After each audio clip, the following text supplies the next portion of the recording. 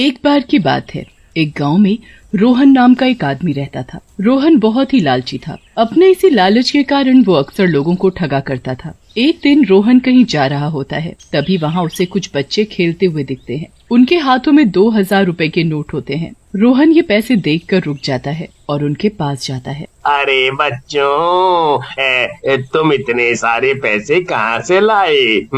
पैसों को घर में रख दो, कहीं कोई लूट ना ले।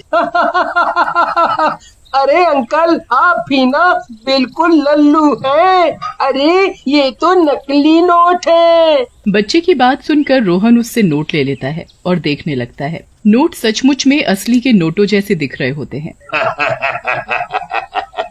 अरे ये तो सचमुच के नोट जैसे लग रहे हैं। क्यों ना एक नोट चला कर देखूं? अगर ये बाजार में चल गया तो मेरे तो मजे आ जाएंगे, जिंदगी मस्त हो जाएगी।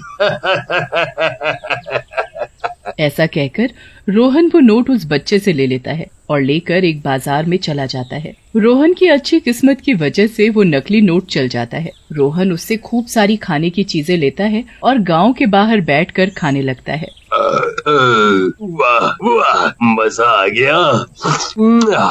क्या खूब स्वाद है। ऐसा खाना तो बहुत दिनों बाद मिला है। भला हो उन बच्चों का, इनकी वजह से ये नकली नोट मिला।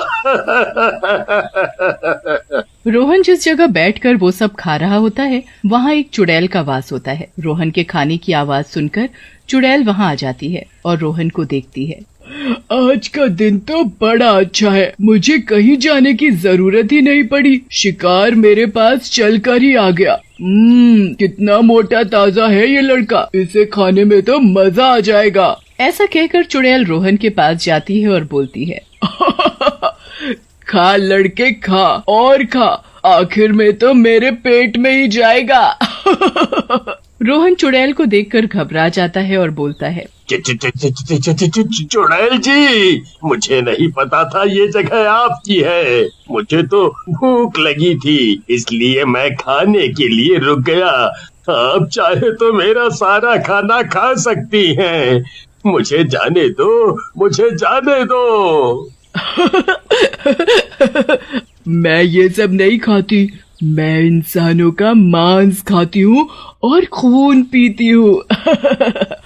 तुझे तो खाकर मुझे सच में मजा आ जाएगा। मुझे मत खाओ, मुझे मत खाओ चुड़ैल जी, मैं ये सब खाने की चीजें लाया हूँ। एक बार खा कर तो देखो, अगर आपको मजा ना आए तो मुझे जरूर खा लेना। फिर रोहन के कहने पर चुड़ैल रोहन के हाथों से खाने की चीजें ले लेती है और खाने लगती है। चुड़ैल को खाने में स्वाद आ जाता है। वाह, लड़के तो सही कह रहा है, मुझे तो सचमुच मजा आ गया। आज से मैं यही सब खाऊंगी। ऐसा कहकर चुड़ैल रोहन का सारा खाना खा जाती है और रोहन से बोलती है, जा लड़के, मेरे लिए और भी खाना लेकर आ, नहीं तो मैं तुझे मार दूंगी। चुड़ैल की बात सुनकर रोहन चुड़ैल से बोलता है, चुड़ैल जी, मारना है तो मुझे अभी मार दो, क्योंकि पैसे नहीं है मेरे पास और ये सब चीजें पैसों से ली जाती हैं। पैसे? ये क्या होता है? फिर रोहन चुड़ैल को एक नोट दिखाता है और बोलता है, इसे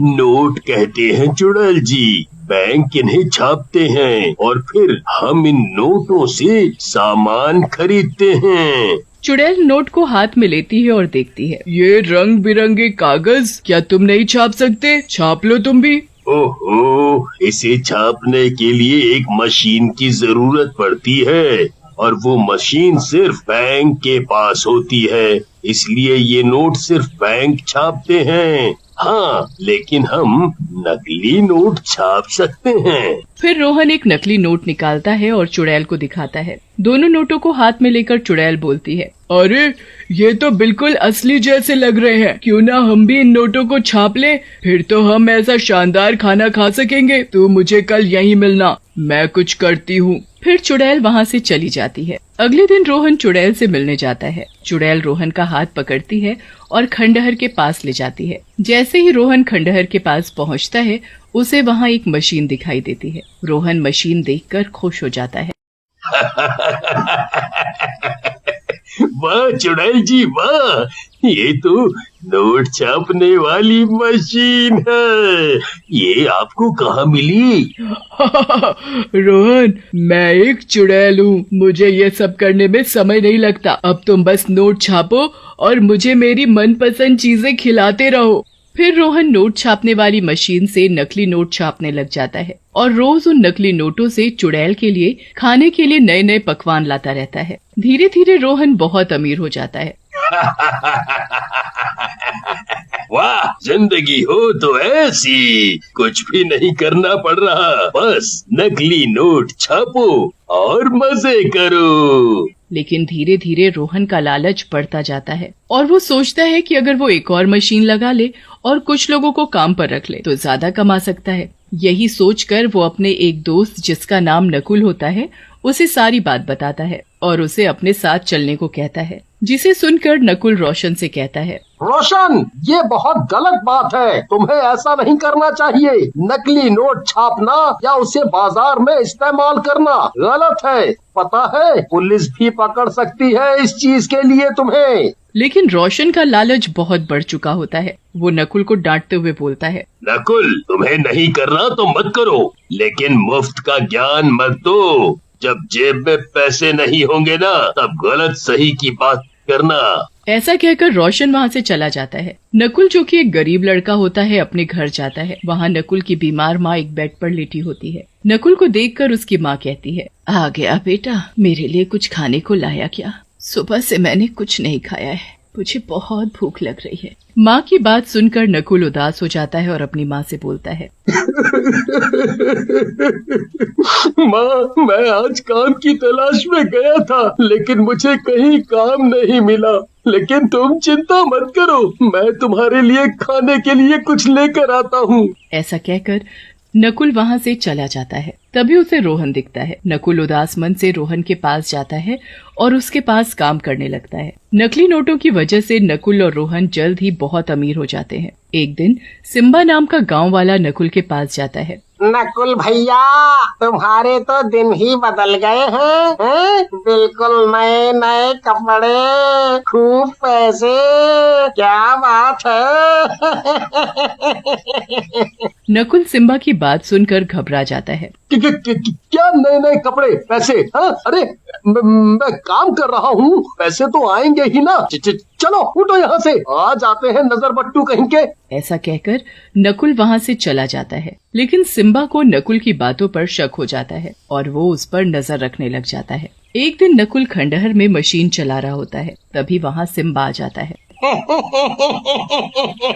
तो ये है तुम्हारे अमीर बनने का राज, नकली नोट छाप रहे हो। अभी करता हूँ पुलिस में तुम्हारी शिकायत। सिम्बा को यूँ देखकर नकुल घबरा जाता है और रोने लगता है। लेकिन तब तक वहाँ एक पुलिस वाला भी आ जाता है। किसी को कहीं जाने की जरूरत नहीं, मुझे कई दिनों से शक था ये नकली नोट एकदम से गांव में कैसे आ गए। आज पकड़े गए तुम सब। कौन है इन सब का असली मालिक, बुलाओ। मुझे माफ कर दो, मुझे माफ कर दो सिम्बा भाई और पुलिस जी, मैंने ये सब मजबूरी में किया है, मुझे माफ कर दो।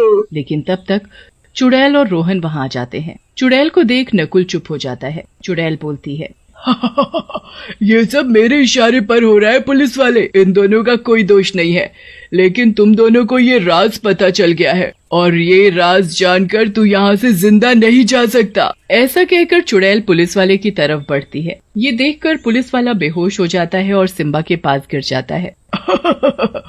ये पुलिस वाला तो गया, अब तेरा क्या होगा सिम्बा, अब तुझे कौन बचाएगा? लेकिन जैसे ही चुड़ैल सिम्बा को हाथ लगाती है, दूर जाकर गिर जाती है। तूने क्या पहना है? मुझे तुझको छूते ही झटका क्यों लगा? मैंने हनुमान जी का लॉकेट पहना है और हनुमान जी के होते हुए तुझ जैसी चुड़ैलें मुझे छू भी नहीं सकती। अब मैं सिखाता हूँ तुझे सबक। ऐसा कहकर सिम्बा अपना लॉकेट चुड़ैल के ऊपर डाल देता है। चुड़ैल के ऊपर लॉकेट गिरते ही चुड़ैल जलकर भस्म हो जाती है। तब तक पुलिस वाले को भी होश आ जाता है और वो रोहन और नकुल को नकली नोट छापने के आरोप में गिरफ्तार कर लेता है।